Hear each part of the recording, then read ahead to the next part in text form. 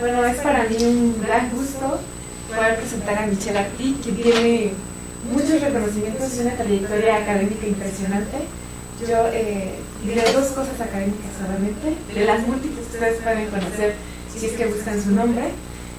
Michelle Arti es la primera mujer presidenta de la Comisión Internacional de la Enseñanza de las Matemáticas y pues gracias a ella hubo nuevos horizontes en esta comisión y se realizó el primer congreso ICMI en América Latina,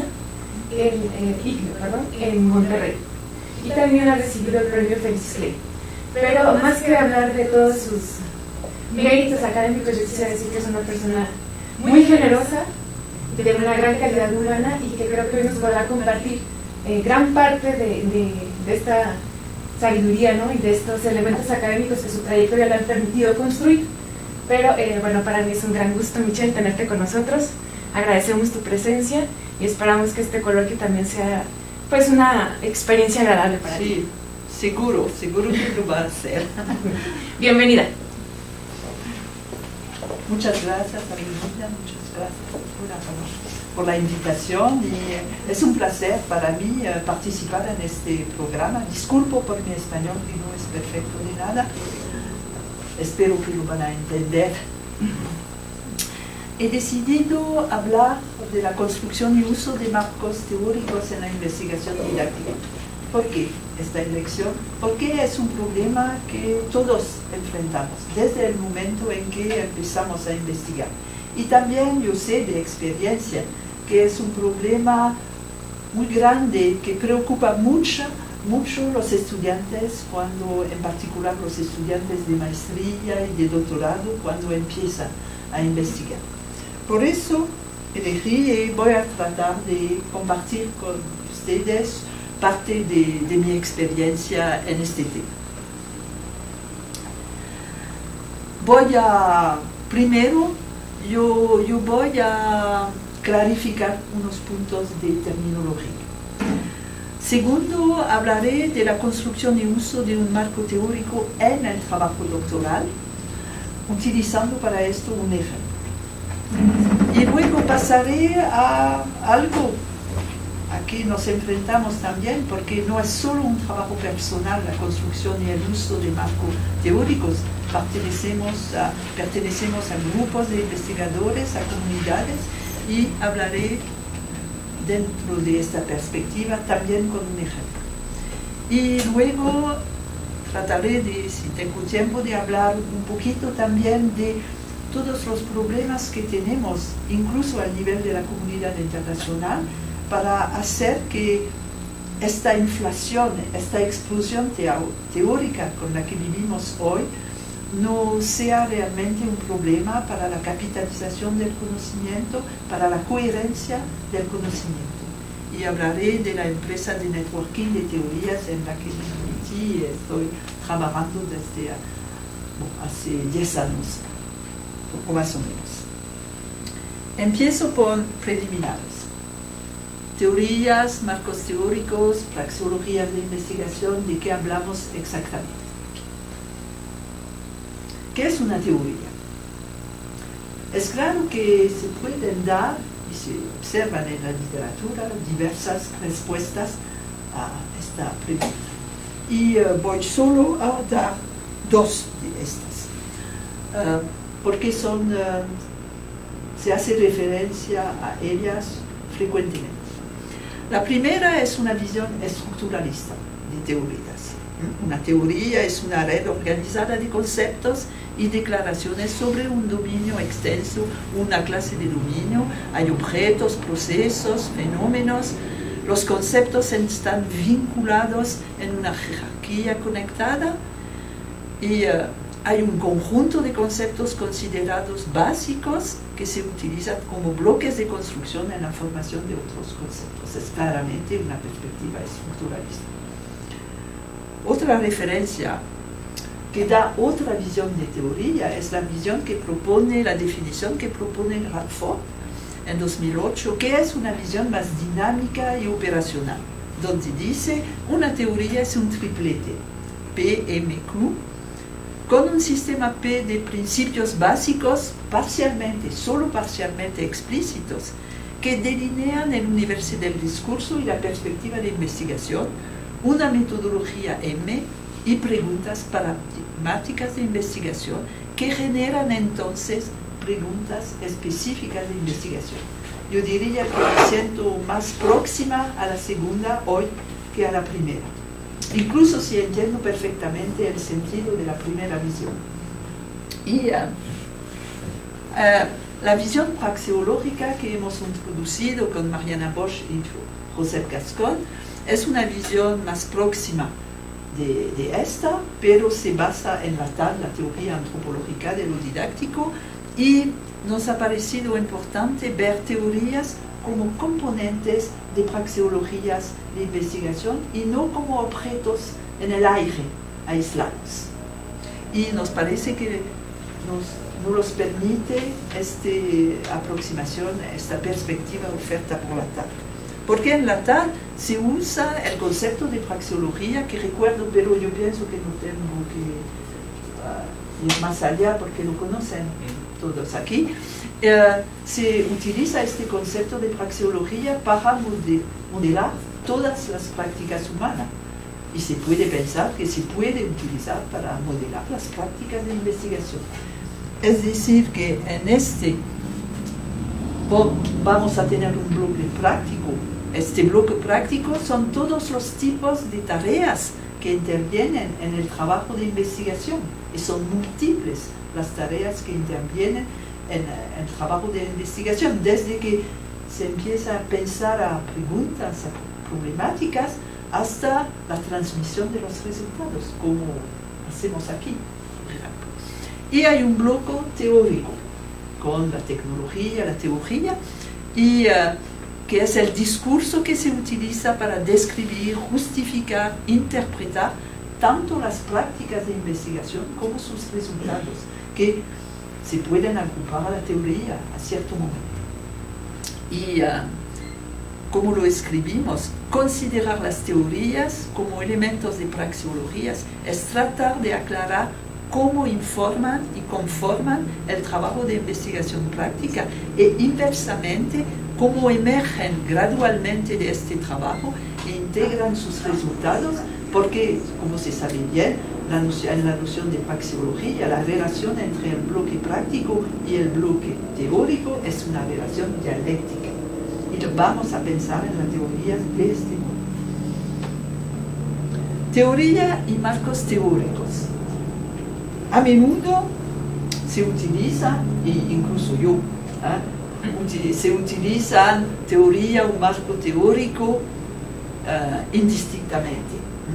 Pero aquí quiero marcar una diferencia, por lo menos en esta exposición, para aclarar, y voy a utilizar la expresión marco teórico, no para una teoría, pero para un ensamblaje, que suele consistir en varias teorías o elementos de teorías que se desarrollan para trabajar una problemática de investigación.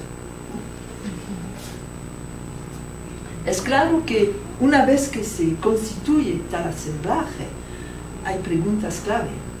¿Por qué tal ensamblaje? ¿Y es coherente este ensamblaje? Tanto en relación con las teorías que lo componen, como con su combinación. Porque es claro que no se puede combinar cualquier cosa con cualquier cosa.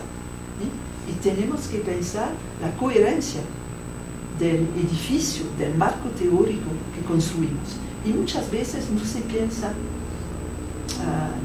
bastante en estos problemas de coherencia. Y voy a entrar después de estos preliminarios en el primer paso, la construcción y uso de un marco teórico en el trabajo doctoral, y voy a utilizar el ejemplo de una tesis. No es una tesis reciente, pero la utiliza muchas veces en las formaciones doctorales para trabajar esta pregunta, porque lo ilustra bastante bien. Y fue la tesis de Brigitte Grujon, que leyó la tesis ya en 1995, pero fue una tesis muy importante para la comunidad. ¿Por qué? El problema inicial de Brigitte era una profesora de secundaria y trabajaba en cursos específicos de adaptación que eran diseñados, era un año de curso para estudiantes que venían de lo profesional, del liceo profesional, habían tenido mayor éxito en el liceo profesional y se les ofrecía este curso de adaptación para que puedan continuar en el liceo general. Y estos estudiantes entraban en estos cursos muy contentos y con mucha ambición. Y después de unos meses, todo se caía, completamente desmotivados, y se notaba que la enseñanza del álgebra era realmente un obstáculo en estos cursos y era una causa mayor del fracaso. Y los profesores tenían explicaciones cognitivas diciendo, pero estos estudiantes han sido orientados hasta la educación profesional porque no tenían éxito en la educación general. Incluso son buenos, excelentes en la educación profesional. Cuando se vuelven en la educación general, es claro que sus debilidades cognitivas les impiden progresar. Y parecía una situación casi normal. Había unas excepciones, pero por la mayoría. Y claro que como docente, Brigitte no podía aceptar esta situación. Y por eso decidí investigar.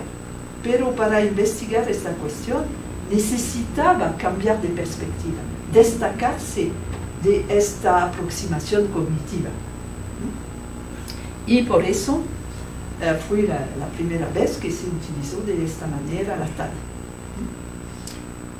que no era tan desarrollado como ahora.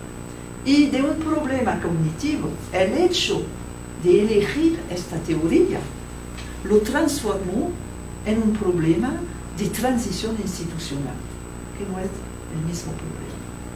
Había una transición institucional entre el liceo profesional y el liceo general y tecnológico.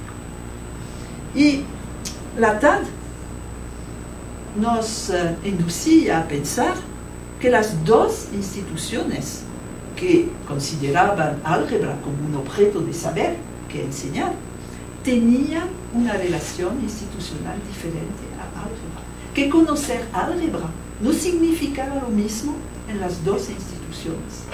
Que había ciertas continuidades, pero también discontinuidades. Y se podía de esto hacer la hipótesis que el fracaso de estos cursos de adaptación resultaba sustancialmente de estas diferencias institucionales y particularmente de las menos visibles, que no podían notar los estudiantes y los profesores, y que eso impedía a los profesores reconocer y explotar el conocimiento algebraico de sus alumnos, que era de una cultura algebraica diferente, y impedía a los estudiantes entender lo que les pedían los profesores. Y por eso había la hipótesis también que alternativas eran posibles si se entendía estos fenómenos de transición institucional mejor. ¿Ah? ¿Qué pasa? Ya. ¿No? Sí. Bueno.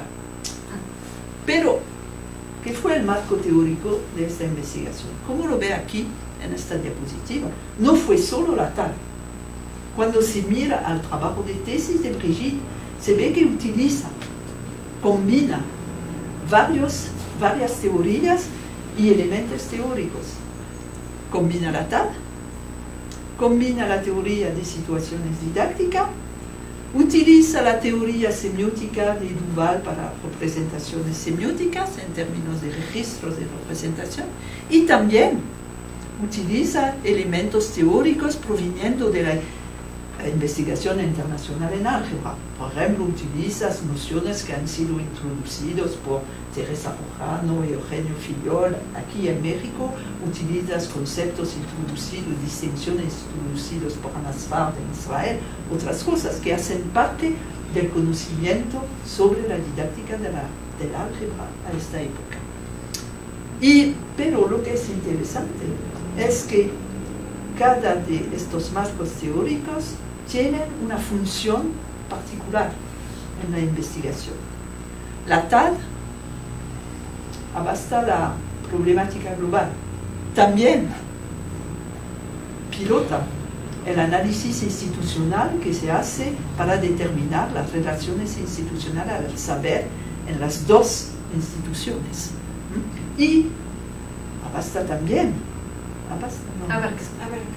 abarca y permite también utilizar las metodologías, que son las metodologías de la STAD, para estos análisis institucionales. La teoría de situaciones didácticas es un apoyo para desarrollar la ingeniería didáctica que ella va a desarrollar dentro de la tesis para explorar el potencial de alternativas didácticas. La teoría semiótica de Duval es necesaria también porque el trabajo en álgebra se hace con varios registros semióticos y los elementos teóricos proveniendo de la investigación internacional en álgebra, claro que van a ser útiles para pensar todo eso y se utilizan en todas las etapas de la investigación. En particular se utilizan para construir un modelo multidimensional de la competencia en álgebra elemental y herramienta de diagnóstico que permite recuperar el conocimiento de los alumnos y verle de modo positivo, encontrar los gérmenes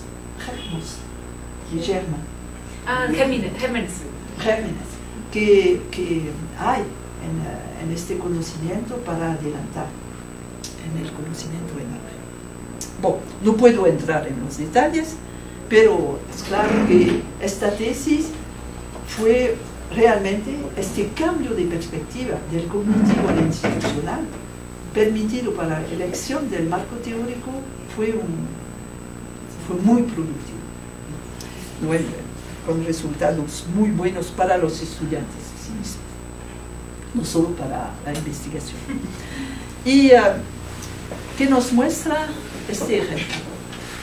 Nos muestra que la elección teórica oriente radicalmente toda la praxeología de investigación. ¿Y por qué parece necesaria esta combinación teórica? Primero porque hay el deseo de explotar las aportaciones de la investigación internacional en álgebra, que han sido construidos con otros enfoques teóricos, por la dimensión de ingeniería didáctica de la investigación. Y a esta época las nociones de recorrido, de estudio y de investigación no existían. Y porque a este momento consideramos que la elaboración semiótica dentro de la TAD no nos permite todo lo que queremos hacer. Es coherente la combinación. Se utilizan cosas que tienen diferentes fuentes. Lo que favorece la coherencia de la construcción es que en esta combinación se usan interacciones que ya han sido institucionalizadas en la comunidad, dentro de la comunidad didáctica francesa. Muchos combinan la TAD, la TSD y los registros semióticos de Duval, no es la primera vez.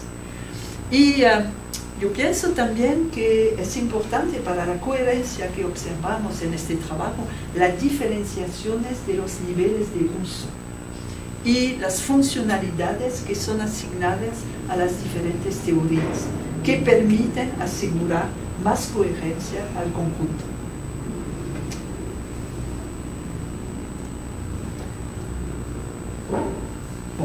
eso ya lo he dicho, pero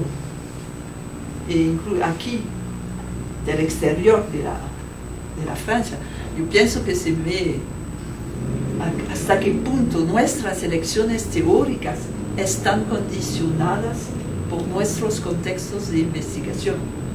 Y aún más para los estudiantes de maestría y doctorados, que son sometidos a las influencias de sus asesores. Es claro que Brigitte no podía elegir la socioepistemología. Trabajaba en Francia, trabajaba conmigo, y claro. Y es claro que aquí las elecciones pueden ser diferentes, y uno estudiante no puede, de doctorado, de maestría, no elige sus teorías como quiere. Bueno, hay que considerar esta restricción institucional.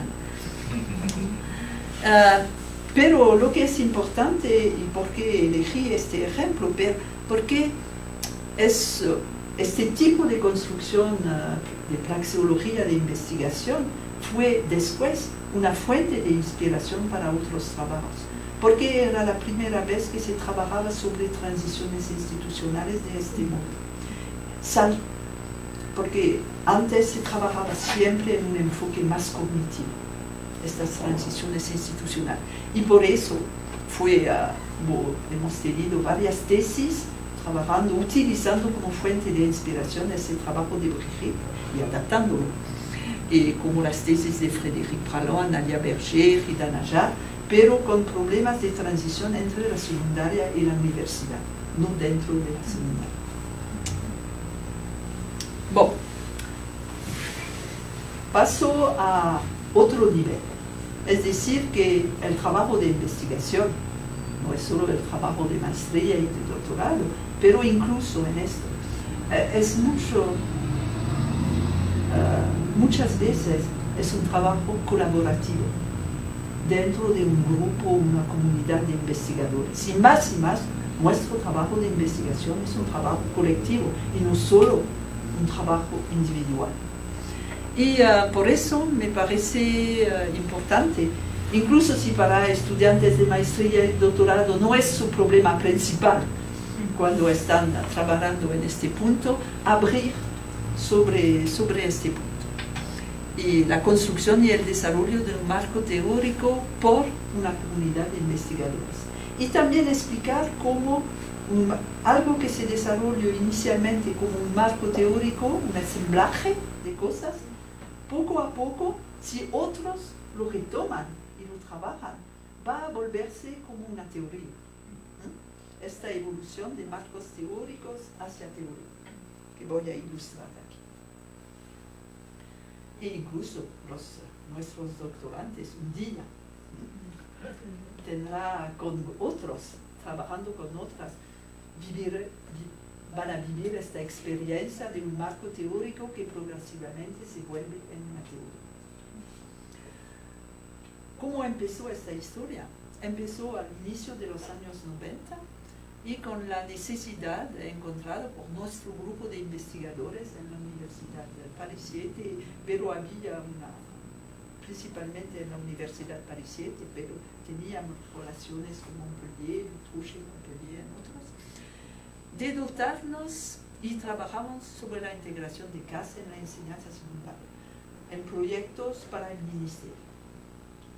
Y sentimos la necesidad de dotarnos de herramientas conceptuales para romper con la subestimación de los problemas de instrumentación tecnológica y lo que vivíamos en los discursos, incluso los discursos de investigadores, esta oposición entre conceptos y técnicas, este discurso que decía que utilizando los CAS se podía escapar el trabajo técnico y pasar a modos de pensamiento más conceptuales, más estratégicos.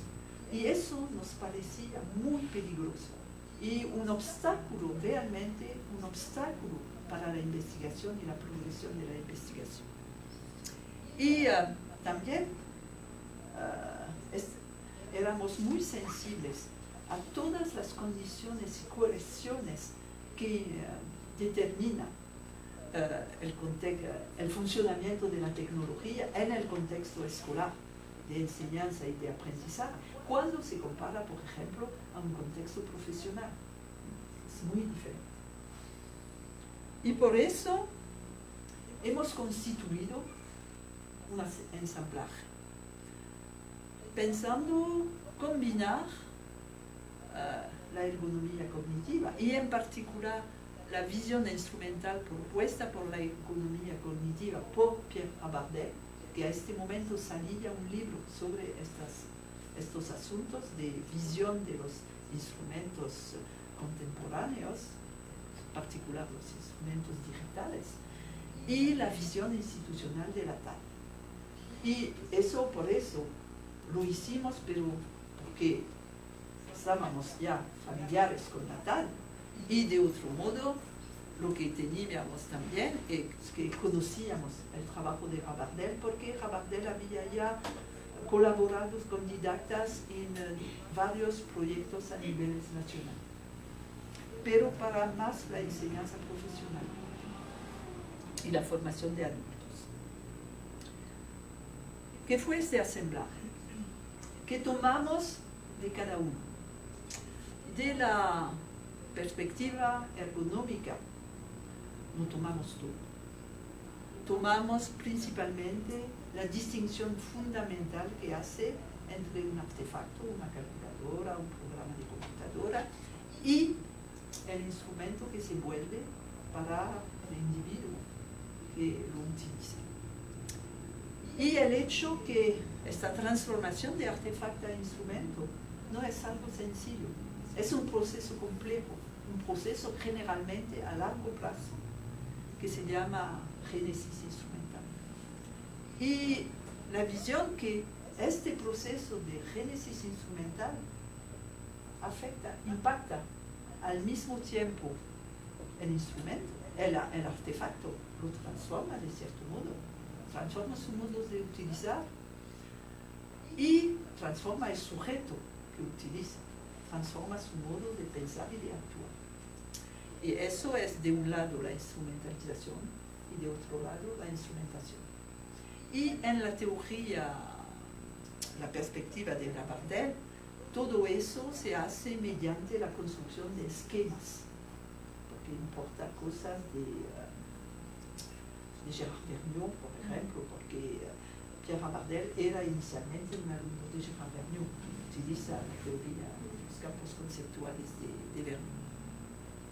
Pero para mí y mis colegas no vamos a utilizar mucho en nuestra construcción la noción de esquema, porque combinamos con la TAD, y en la TAD los esquemas no hay sitio, no hay espacio para pensar en términos de esquemas. Por ejemplo, doy un ejemplo de esquema de lenguaje. Esto es claro que trabajando con la calculadora, a esta época era la Texas 92, lo que constatamos es que nuestros estudiantes que tenían y utilizaban calculadoras gráficas desde más de un año, no tenían un esquema de encuadre eficiente.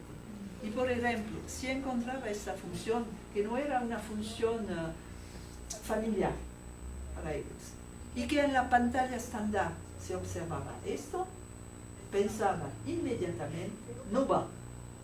Una fórmula como esta no puede tener una representación como esta. Pero eran incapaces en unos minutos de encontrar una representación más satisfactoria, como lo hacemos tan fácilmente utilizando el zoom out o el zoom fit, estas cosas. Y claro que no era un problema cognitivo, era que porque en las tareas que se les habían planteado, muchas veces, en la mayoría de los casos, la pantalla estándar era suficiente. No había tenido la necesidad de desarrollar un esquema mental más eficaz. La contribución de la TAP. ¿Qué tomamos de la TAP? No tomamos todo, pero nos concentramos como cada vez que se construye un marco teórico se concentra, que hay una combinación teórica, nos concentramos sobre unos elementos de la teoría, pero no se puede tomar un pedacito de la teoría, se necesita que sea algo coherente, y muchas veces un problema con los estudiantes en doctorado o en maestría es que se toma un pedacito así, un pedacito acá, y eso no es posible. Y explotamos la TAD para sus herramientas potentes y complementarias, para considerar la dimensión institucional de las génesis instrumentales, las condiciones y coerciones que influencian estas a diferentes niveles, la economía y la ecología particular de las prácticas instrumentales de enseñanza y aprendizaje, y la interacción dialéctica entre la actividad matemática, técnica y conceptual. Porque en la TAD es claro que lo técnico y lo conceptual son dialécticamente ligados, no se pueden pensar independientemente uno de otro. Bueno, y utilizamos dos construcciones claves, el concepto de praxeología y la jerarquía de los niveles de codeterminación didáctica. Yo pienso que conocen esto. No voy a replicar para la praxeología. La jerarquía de niveles de codeterminación didáctica es algo que nos sirvió mucho, porque nos sirvió para analizar todas las coerciones en condiciones de la enseñanza, pensada de las coerciones y condiciones a nivel de un tópico muy particular, por ejemplo, las ramas infinitas de funciones racionales, hasta las coerciones al nivel de la sociedad e incluso las coerciones que sobrepasan una sociedad particular y que Chevalier llama sitúa al nivel de la civilización. Y no voy a entrar en los trabajos porque no es el asunto aquí. Lo que quiero decir, cómo se pasó la evolución de un marco teórico inicial a una teoría. Primero, el hecho que este marco teórico se revela muy productivo para entender la complejidad de las génesis instrumentales de los CAS y su impacto sobre la enseñanza, y para entender también las prácticas docentes y las resistencias de los docentes frente a esta tecnología.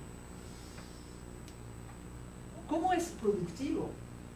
Es claro que hay varias investigaciones utilizando este marco teórico y cada una de estas investigaciones va a producir resultados, pero también va a contribuir al bloque teórico de las praxeologías de investigación asociadas. Lo hace, por ejemplo, por la identificación de varios fenómenos didácticos ligados a las génesis instrumentales. Le va a hacer construyendo un discurso tecnológico como el ligado a la doble valencia epistémica y pragmática de las técnicas instrumentadas y que ha sido retomado por un montón de investigadores después. Y eso hace que de praxeologías puntuales se construye algo que es un conjunto ligado de praxeologías que comparten el mismo bloque teórico, la misma tecnología y que hacen una praxeología local. Y luego eso se disemina con publicaciones diversas y, por ejemplo, el artículo que escribí haciendo una síntesis en 2011 es un artículo que contribuyó a esta organización de las praxeologías puntuales en una praxeología de investigación global. A esta época no hablaba de este modo, claro. Y luego hay la extensión de esta perspectiva praxeología a otras tecnologías que muestra que esta construcción teórica no es limitada, no es de interés solo por los casos, pero que es fuente de inspiración para la investigación sobre hojas de cálculo, sobre programas de geometría dinámica, sobre tutoriales y recursos en línea. Y se extiende también a las prácticas docentes, que fue muy importante. Y todo eso enriquece la praxeología de investigación global y construye lo que se llama en la TAD una praxeología de investigación regional, que agrupa praxeologías de investigaciones locales. Y su bloque teórico también se enriquece con nociones como las de orquestación instrumental, de distancia instrumental, de génesis de uso, y a un momento no aparece más como solo un marco teórico, un asemblaje de unos investigadores, pero la gente le reconoce como una teoría, incluso una teoría local, pero una teoría, y se llama de este modo. La aproximación instrumental tiene un apellido y por eso un nombre y por eso se utiliza. Y un largo transcurso, porque toma casi 10 años, pero se ve la progresión. Sin embargo, aparecen tensiones. Desde el inicio aparecen tensiones ligadas al hecho que combinamos la ergonomía cognitiva basada en la teoría de la actividad, la TAD. Y es claro que lo ilustran estas tensiones, la tensión entre el lenguaje de los esquemas y el lenguaje de las técnicas instrumentales, que va a ser resuelto de diversas maneras por los diversos investigadores. No tengo tiempo para desarrollar.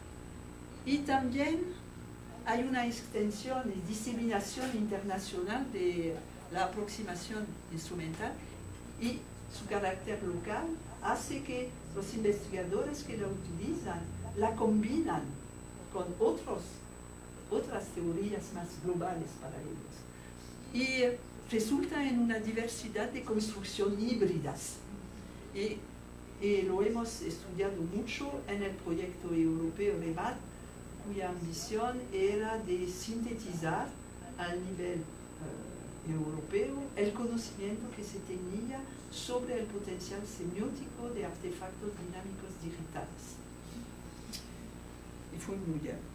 Y quizás cuando hablo siempre de la aproximación instrumental, pero se debería hablar hoy de las aproximaciones instrumentales, porque cada uno ha hecho un poquito su cocina con la aproximación instrumental, y eso hace que encontramos problemas.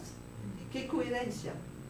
Y en particular, como lo hemos mostrado en el problema REMAT, ¿qué coherencia en las implicaciones que se saca de las investigaciones para la enseñanza? Y es claro que tienen implicaciones que a veces pueden ser divergentes, que es un problema para nosotros como investigadores, ¿no? Y para la práctica. Y eso me lleva al tercer punto: cómo trabajar este problema de coherencia y de combinación frente a la diversidad creciente de teorías. Y este problema hemos observado una toma de conciencia colectiva a nivel internacional de los riesgos para la comunidad, para su comunicación con el exterior de la comunidad, los que pueden utilizar sus resultados, causados por una diversidad teórica cada vez creciente. Y personalmente, como presidente de la ICNI, lo experimentó mucho, porque tenía que conversar con personas que no eran didactas y tenía que decir cuáles son los resultados, cuál es el conocimiento, por ejemplo, que se saca de la investigación en el mundo sobre los números, sobre el álgebra, sobre funciones. Y decir esto no es tan fácil. Fueron iniciadas en particular a nivel europeo, con la creación de la Red Europea de Excelencia, los proyectos, y también por la creación de un grupo específico en el Congreso Europeo de Educación Matemática, que tiene lugar cada 2 años, y un grupo que hemos creado en uno de estos congresos que conocemos como el Grupo de Bremen, porque nos encontramos varias veces durante 10 años en Bremen. Y eso hizo emerger lo que se llama hoy, se reconoce como el networking, no sé cómo traducirlo, de teorías.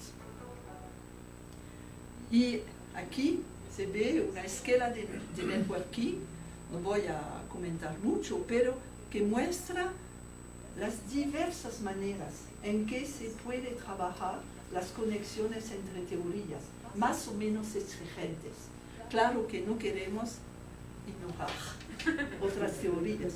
Y claro que consideramos que pensar que se puede tener una teoría que unifica todo el campo es una locura intelectual. Bueno, en el grupo de Bremen, incluso si hay unos que piensan que tiene la teoría que unifica todo. Un grupo es un grupo informal de investigadores, un grupo que comparte la visión que la diversidad teórica es inevitable en nuestro campo y es productivo, pero se puede volver un obstáculo si es fragmentación teórica. Y también que este problema no se debe dejarse a la responsabilidad individual de los investigadores. Se debe trabajar a nivel de comunidades. Y por eso representamos una diversidad de teoría, pero en el grupo vamos a enfocarnos. Tengo un problema. No, va a ver.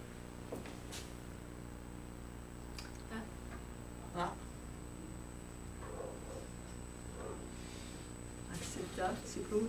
Microsoft se cerró. Aceptar. No pudo con tanta prioridad. Bueno, es claro que voy a es casi acabado el tiempo y tendrán las diapositivas, tendrán texto que va con esto. Lo que quería explicar, y lo voy a explicar sin el PowerPoint, es que había 5 teorías muy diversas, de diferente tamaño, de diferente historia, de diferente nivel de madurez. Era a propósito, para plantear estos problemas de combinación. Ven las 5 teorías y para cada teoría había por lo menos dos personas que representativos de la teoría y que podían decir a los demás: tú no entiendes lo que digo. Y era muy importante cuando se compara con un trabajo de investigador individual, porque esto creó lo que en la teoría de las situaciones llamamos un medio antagonístico. Había una reacción de la naturaleza, y no se podía decir cualquier cosa acerca de la teoría del otro. Y trabajamos, empezamos a trabajar con un corpus, un video propuesto por Ferdinando Arzarello, y fue una tarea problemática porque tenemos todos diferentes unidades minimales de análisis y eso lo reveló muy bien. Lo que quiero solo comentar, y voy a pararme, es un estudio de caso que hicimos varios estudios de caso que presentamos en un libro que salió en la editorial Springer sobre este trabajo y que plantea realmente el problema que tenemos. Había un episodio, todos miramos el episodio.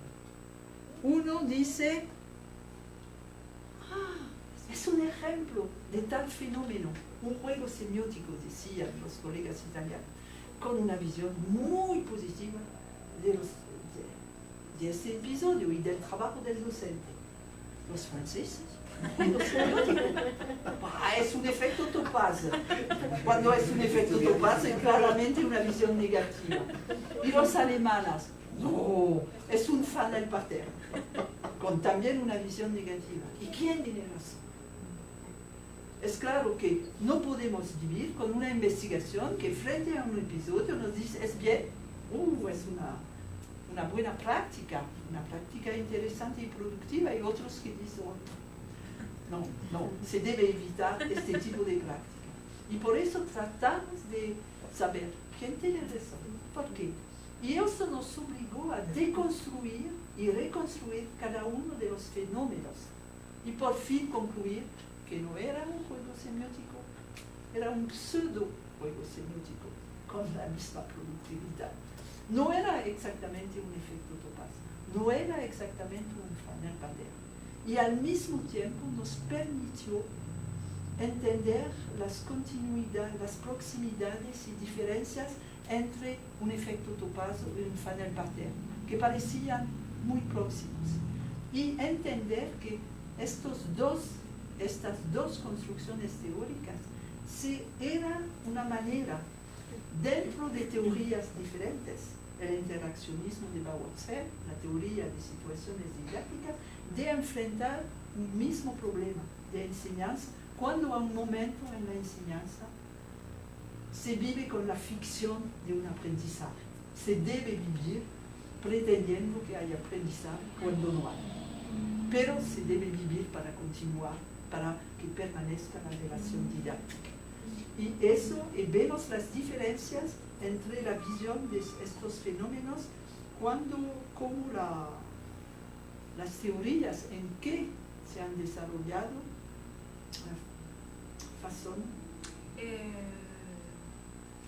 las hacen de cierta manera. Las hacen de cierta manera. Más epistemológica en la teoría de situaciones didácticas y más de modo de las interacciones y de las emociones en el interaccionismo.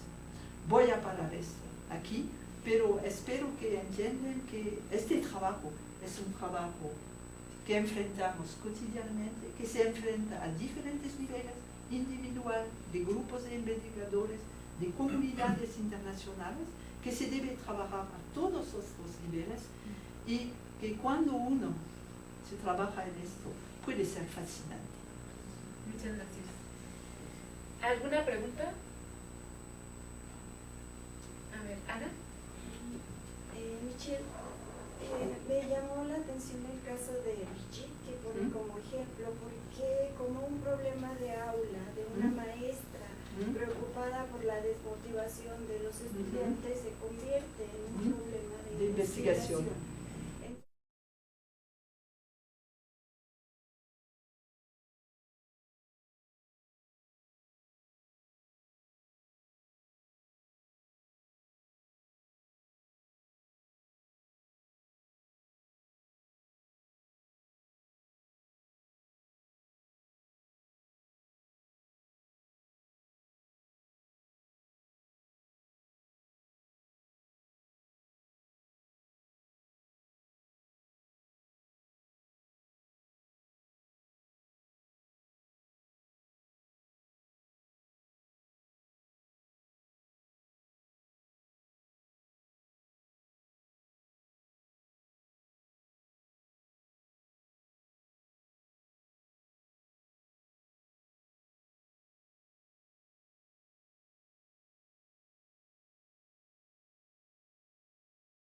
Ciertas preguntas más específicas, pero estas preguntas mismas son orientadas por las visiones teóricas más o menos explícitas que tenemos.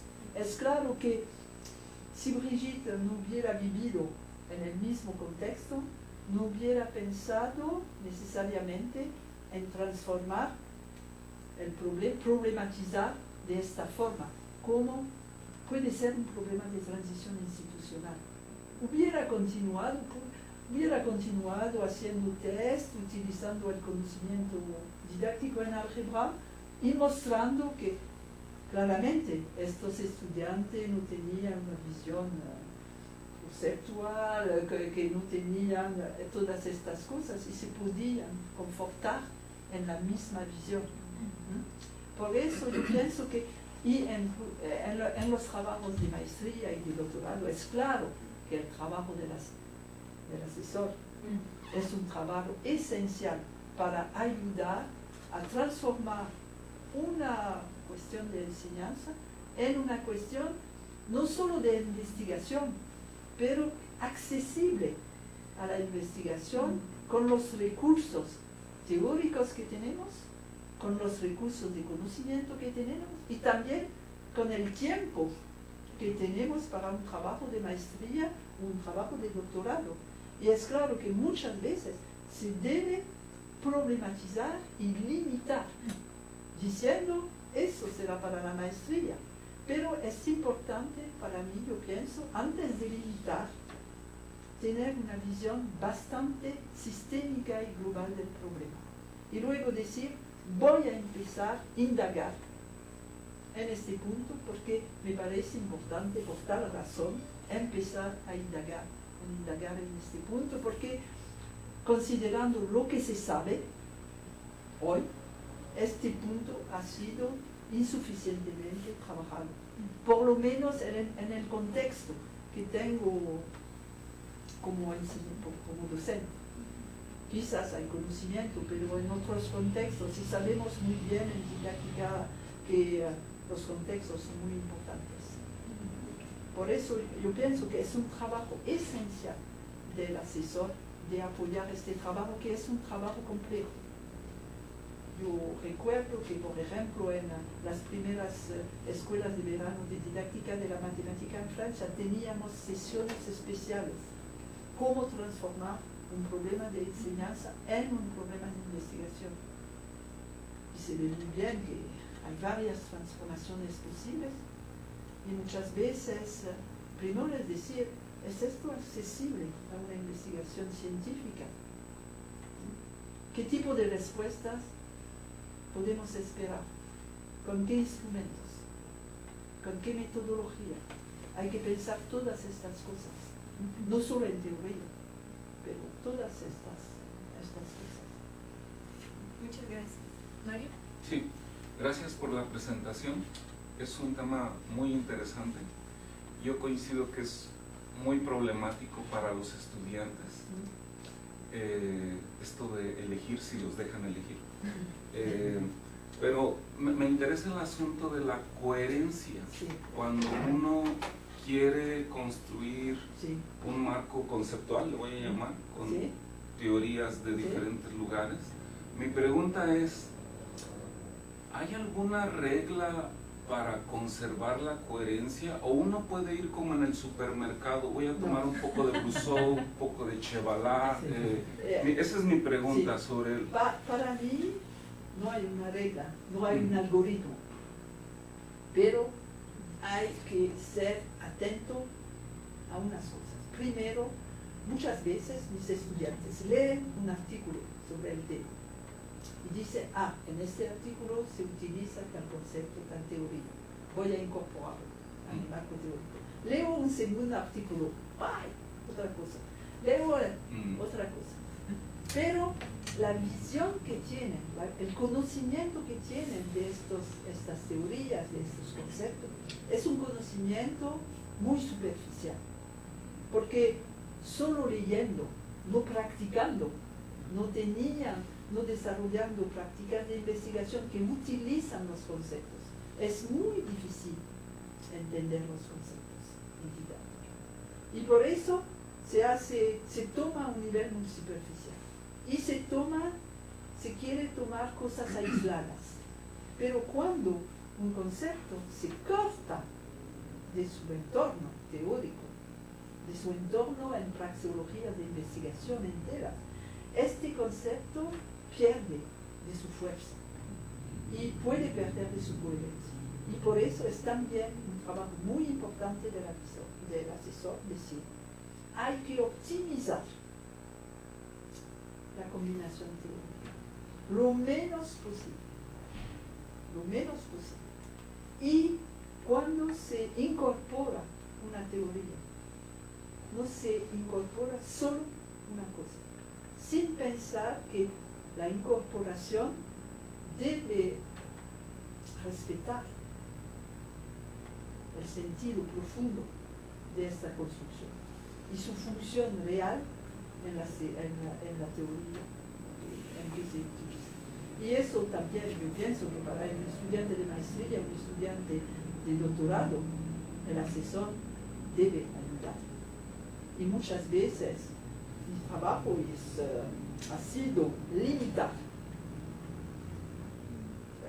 las teorías, diciendo quizás vamos a tener un poquito menos, pero será más coherente.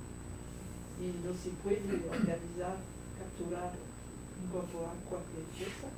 Y también ayudar a los estudiantes a entender con más profundidad los elementos conceptuales históricos que quieren utilizar y que no son parte de la cultura, por ejemplo, de la cultura que de los que les han enseñado en la maestría, en el doctorado, que son cosas que llegan porque son ligadas a resultados de investigaciones sobre el tema en otras culturas didácticas. Y para esto el trabajo del asesor también es un trabajo muy importante. No se puede dejar en las solas espaldas de los estudiantes. Gracias. Isaías. Okay. Luego Javier. Sí, gracias. Mi pregunta está relacionada con la anterior, precisamente en el sentido de la coherencia. ¿No será, o será que la coherencia en el uso de las teorías también pase por los supuestos teóricos que sobre el aprendizaje tienen las teorías? Ah, sí, claramente, Pero yo veo que hay combinaciones posibles, incluso y productivas, y lo experimentamos con la tesis de Brigitte, incluso con visiones que son bastante diferentes, cuando se utilizan a diferentes niveles. Por ejemplo, es claro, discutí mucho en los meses pasados con Raymond Duval, porque tenía que escribir un artículo sobre su teoría para la revisión de la enciclopedia de educación matemática. Y yo era como editor en carga de su artículo. Es claro que hay una distancia tremenda entre la visión de Duval y la visión de Schumacher respecto al aprendizaje. Por eso, es claro que lo que tomamos de la teoría de Duval no es todo, pero se puede explotar de Duval, por ejemplo, de modo muy productivo, todo lo que dice sobre la importancia de los diversos, que se trabaja en diversos registros de semióticos, que no todos, que hay al mismo tiempo formaciones, transformaciones dentro de un registro, tratamiento y conversión de un registro a otro, y que hay problemas de coherencia y que hay que tener cuidado a estos problemas. Eso lo podemos utilizar. Y muchos investigadores lo utilizan, combinando con la teoría de situación didáctica, con la TAD, que no tienen claramente los mismos presupuestos acerca del aprendizaje. Para Raymond Duval claramente ve el aprendizaje a través de los registros semióticos. Y para mí no es posible ver el aprendizaje solo a través de los procesos cognitivos de registros semióticos. Es claro que en particular trabajé, hay la tesis de Marlene Alves Díaz sobre la enseñanza de álgebra lineal, donde se discute, hemos discutido bastante este tema del potencial y las limitaciones de esta perspectiva de registros semióticos para entender la flexibilidad necesaria al trabajo al pensamiento y al razonamiento en álgebra lineal, mostrando, y Duval hasta un cierto punto era de acuerdo, que pensar en términos de registros es muy importante, pero hay otras cosas encima de los registros para analizar el pensamiento en álgebra lineal. Dos asuntos. Uno es sobre los resultados de la investigación. Cuando se quiere llevar la investigación a la esfera pública, entonces se vuelve bien complicado. Porque, por ejemplo, si yo quiero hacer algo de geometría, no me puedo sostener en mi campo teórico, lo que yo cultivo, sino tengo que ir a buscar qué es investigado sobre geometría. Sí, claro. Y entonces tomo, sea TAD, sea asuntos instrumentales, sean socios, sea lo que sea, y trato de juntar. Depende de las cuestiones, depende de los problemas. ¿Qué tan coherente se puede construir si vienen de visiones teóricas tan diversas? Esa es una. La otra es cómo va el diálogo. de estas teorías, ¿sí? O sea, ¿Cómo? el diálogo entre estas teorías, ¿sí? Sí. No con la visión unificadora, No, o sea, porque yo no el creo en diálogo.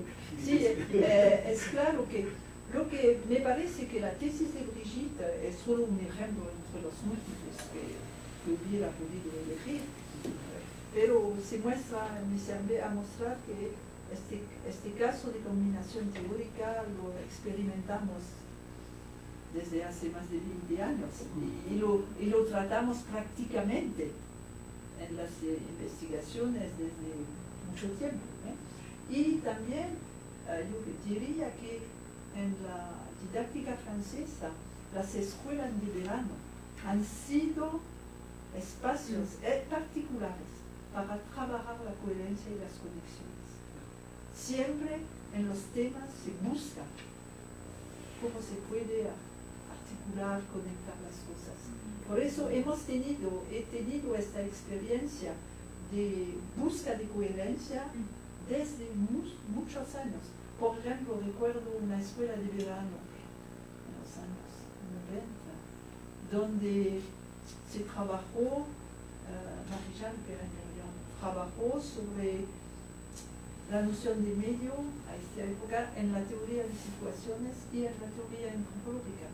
¿Son las mismas? No, son exactamente las mismas. ¿Qué diferencias? ¿Qué similaridades? ¿Qué atención debemos prestar cuando hablabas de medio? Y eso lo hemos trabajado. Me parece que es un trabajo de la comunidad.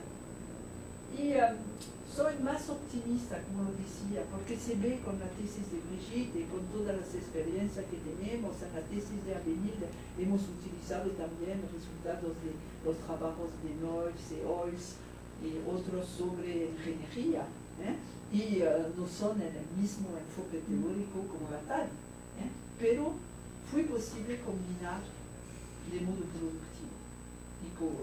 Y yo pienso que leyendo el trabajo de Avenir, los de Richard Noss y Celia Holz nos dicen, qué locura hace cuando habla, qué raro dice cuando habla de nuestras teorías, reconocen cosas que son utilizadas de modo pertinente en complementación con un marco teórico más global, que orienta la problemática general.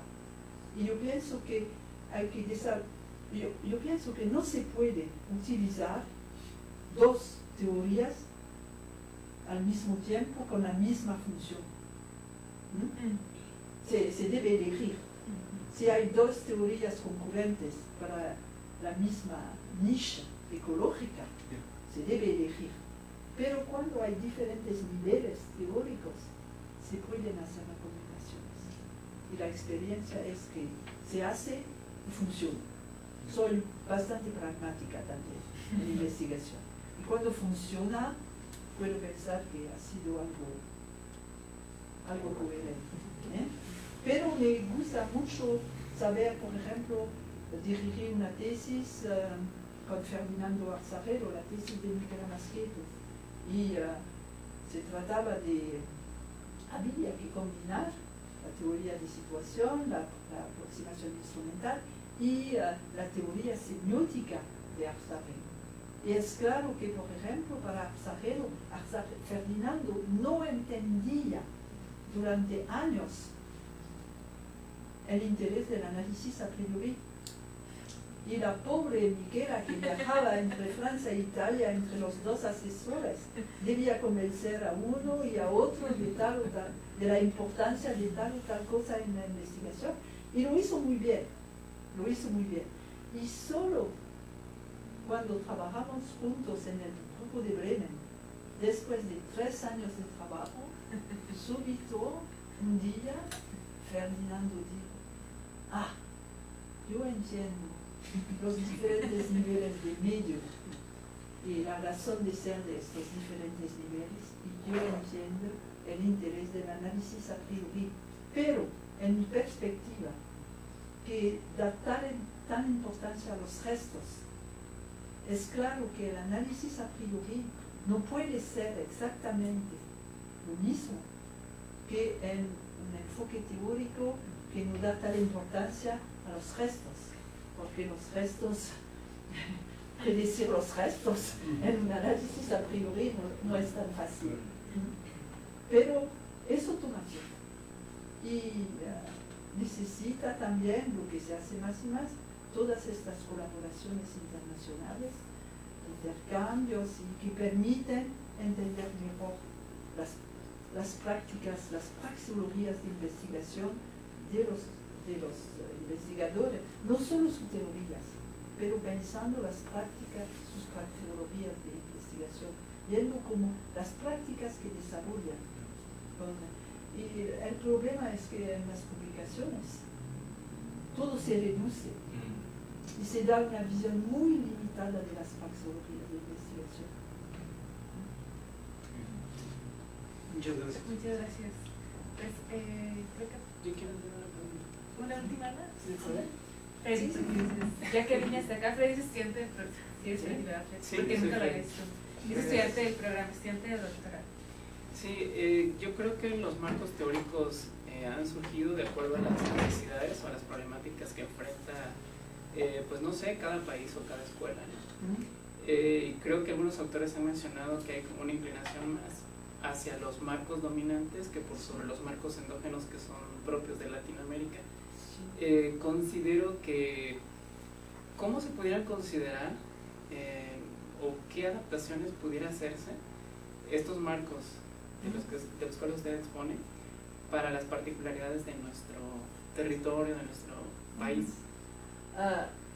No sé si voy ¿O a qué pensar. cosas, Sí, digamos? yo pienso que hay un problema y Corina Castela ha escrito un texto muy lindo para un congreso CERMI sobre esto, apoyándose en Bourdieu, en los trabajos de Bourdieu, mostrando que las relaciones de poderes entre instituciones y en la investigación y el hecho de que hay culturas dominantes en didácticas. Por ejemplo, en idiomas, no hago parte de la cultura dominante, porque escribo principalmente en francés y en inglés, que es la lengua de comunicación internacional, no es mi lengua materna, pero es claro que pertenezco a una cultura didáctica que tiene cierta dominación, incluso ahora.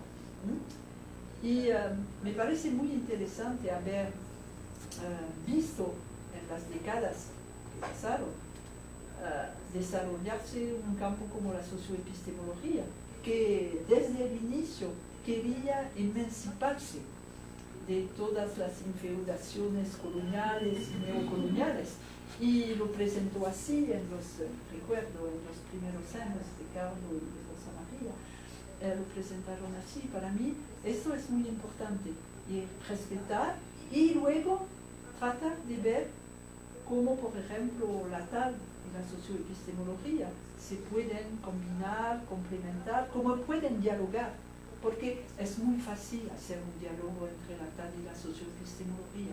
Tienen muchos fundamentos comunes. Pero para mí, yo pienso que dialogar entre teoría y respetar el hecho que cada una se desarrolla en su cultura, con sus problemáticas propias, y no voy a pedir a mis estudiantes adoptar la socioepistemología. Y no pienso que aquí, los que trabajan con Ricardo no van a utilizar la TAL. Tienen instrumentos suficientes en su cultura. Pero lo que es importante es ver las complementaridades. Porque el trabajo que se hace en la socioepistemología sobre las prácticas sociales han adelantado mucho más que nosotros, porque han sido enfrentados a realidades sociales diferentes de las nuestras. Pero ahora, en esta situación de desigualdad, de masiva inmigración, todos los países encuentran también estos problemas. Y por eso se ha visto también con todas las cuestiones de multilingüismo.